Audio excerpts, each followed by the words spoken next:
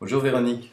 Bonjour Benoît. Alors dans cette découverte des fleurs de bac et de la richesse que ça nous invite à vivre, euh, bon, les émotions, on les connaît tous. Hein, on est tous passés par ces différentes émotions, enfin pour peu qu'on soit équilibré.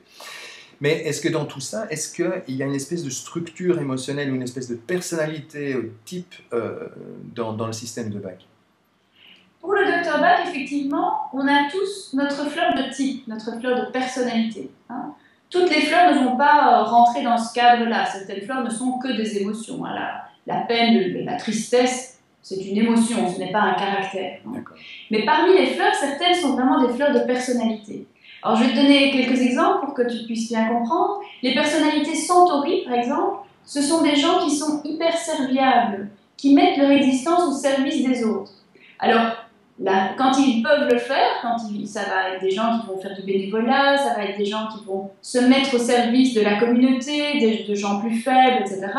Ils vont de cette manière se respecter et ils vont avoir une vie bien remplie. Ils vont avoir l'impression de l'accomplissement, de se dire, ben voilà, j'ai rempli ma vie comme c'était important pour moi.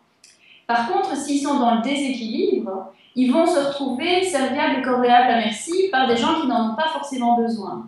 Et donc, ils vont se trouver amenés à ne pas pouvoir remplir ce qui est important pour eux, c'est-à-dire se mettre au service de ceux qui en ont vraiment besoin. Donc, à ce moment-là, en général, c'est là que ça coince.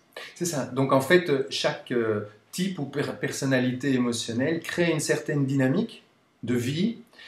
Et les fleurs de Bach nous permettent ça, en fait, de peut-être trouver le sens alors de ce qui nous anime, de ce qui nous dynamise dans la vie, et en même temps nous rend attentifs à ne pas être coincés dans ce fonctionnement. C'est ça? Tout à fait, tout à fait. Parce que l'idée, c'est que c'est pas parce qu'on a un type, une personnalité, on n'a pas toutes les autres émotions, et chacun va mener sa vie à sa manière, et chacun à son niveau. Si je reprends l'exemple de Centauri, on peut avoir quelqu'un qui va devenir Mère Teresa, mais ça peut être la voisine qui vient nourrir le chat. Je veux dire, il n'y a pas de degré dans ça, hein, du moment qu'on se respecte. Je pense que c'est vraiment ça la clé, c'est d'apprendre à se connaître pour pouvoir se respecter et faire ce qu'on a à faire. C'est ça. Et c'est en même temps une belle ouverture sur la compréhension ou la tolérance par rapport aux autres qui ont d'autres dynamiques, en fait. Et percevoir ça nous permet d'être mieux ensemble aussi. Oui, la tolérance, ça c'est tout un sujet aussi avec les fleurs. Merci beaucoup, Véronique. Avec plaisir.